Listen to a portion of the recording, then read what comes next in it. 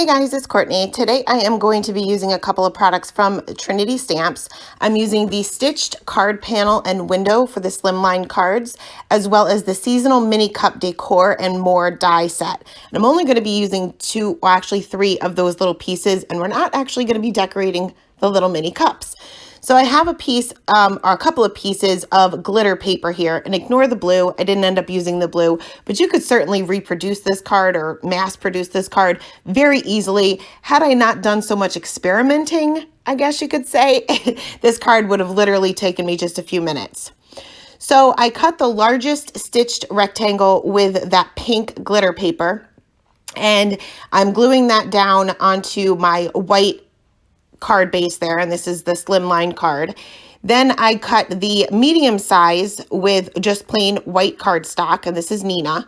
And then I cut the smaller rectangle as well as the 3 frames that are perfectly spaced out for you. You don't have to kind of line each individual one up. They're already lined up for you. I cut that out from white as well. And I'm going to pop this up with some Scotch foam tape. So I do have to obviously trim this down. I use the X-Fasten foam tape a lot, but I find it's hard to trim down if you need it to be skinnier than it is. So for things like this, I prefer to use the Scotch foam tape. So I just lined that entire backing of this little frame, or these 3 frames, and then I'm going to go ahead and align that directly over top of that other piece of the white cardstock. Now I wanted to have these look a little bit different, even though they're both plain Nina white cardstock. So I'm going to add a little bit of a shimmer. And I don't want it to look like glitter paper, but I want it to be a little shimmery. So I'm taking a Nuvo Aqua Shimmer pen, and I'm just filling in those little individual squares there, each frame. And I'm going over the same area a couple of times. You can see I'm kind of moving my paper around to make sure that I get even coverage, and I get a whole lot of glitter on there. So next I'm going to take the ornament as well as the 2 snowflakes from the mini cup decor and more die set, and I went ahead and die cut the 2 ornaments from the pink glitter paper and the 2 snowflakes from silver glitter paper. And I'm just going to adhere those down with some wet glue here, and it does take a little bit of time for this to become permanent because of the glitter. So usually the Tombow Mono Multi Glue is like a minute or 2, and then it's pretty much stuck there. This took an extra couple of seconds. I did put an acrylic block on top of it to make sure all of those little intricate areas of the snowflake kind of laid flat while the glue was drying.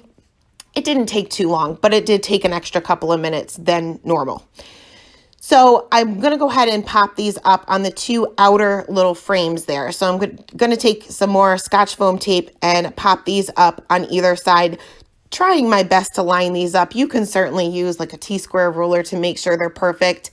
I typically don't. I usually eyeball it, and most of the time I am off, but as long as you don't apply pressure and you kind of get your placement right first before adding that pressure, you should be able to move things around if they aren't right. So finally, I'm going to fill in the center there with my sentiment, and I'm using the Merry Christmas Sentimini die and stamp set. So I'm going to take the Merry Christmas, the small Merry Christmas, because there's a large one and a small one, and I'm just going to use my grid mat there, my work surface, to make sure that these 2 sentiments are lined up. Going to go ahead and pop these onto an acrylic block, and I kind of went through all of the inks that I have to try to find one that closely matches the pink glitter paper that I used. And I found that the one that matches the most in my collection anyway is the Cotton Candy die ink by Hero Arts. So I'm going to go ahead and use that to stamp that Merry Christmas right there in the center frame, kind of sort of towards the top, so that I have room for the remaining part of my sentiment. And this is kind of where I start experimenting. I wanted the other part of my sentiment to say, and Happy New Year. And I wanted this to be a sentiment strip that is part of the Sentimini die set. But I wanted it to be on glitter paper. So I first tried to heat emboss on top of this pink glitter paper.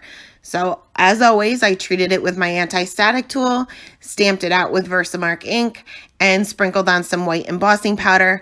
I made sure that my heat gun heated up for a good minute or so before bringing that to the paper, because I had no idea what was going to happen if I brought heat to the glitter paper.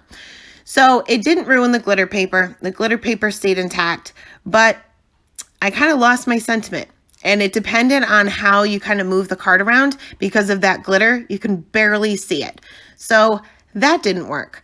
So next I decided to try to stamp with some Distress Oxide inks. Distress Oxide inks are very good to stamp with, and because they're more of a hybrid ink. So I took out some Picked Raspberry, which is a darker pink, and went ahead and stamped that, and you couldn't see it at all. Not at all. So then I brought out the silver glitter paper that I used for the snowflakes, and I stamped that out with that same Picked Raspberry. I could see it more, but it was still very faint. So finally, I'm going to use my Misty here, and I'm a little off camera here, but I ended up bringing out Simon Says Stamp Hollyhock Hybrid ink, and I stamped this, I think, 4 times. Over and over and over until I got an impression that was good enough that you could actually read what it says. I did let that dry for just a couple of minutes because I don't know what's going to happen on glitter paper, and hybrid ink can take a little bit of extra time to dry anyway. I did stamp this little and symbol with that same cotton candy ink, and then I'm going to take this banner die that is part of the Sentimini die set. I'm going to line that up directly over that sentiment and run that through my Gemini. And finally, take another skinny little piece of Scotch foam tape. This is why you always keep your scrap foam tape for things like this. And I'm just going to go ahead and pop that up directly underneath the rest of my sentiment. And that is it. Very super simple, no coloring, no nothing here. Very simple, but I loved how it turned out. So I will leave all of the supplies listed in the description box below. Thank you guys so much for stopping by, and have a great day. Bye.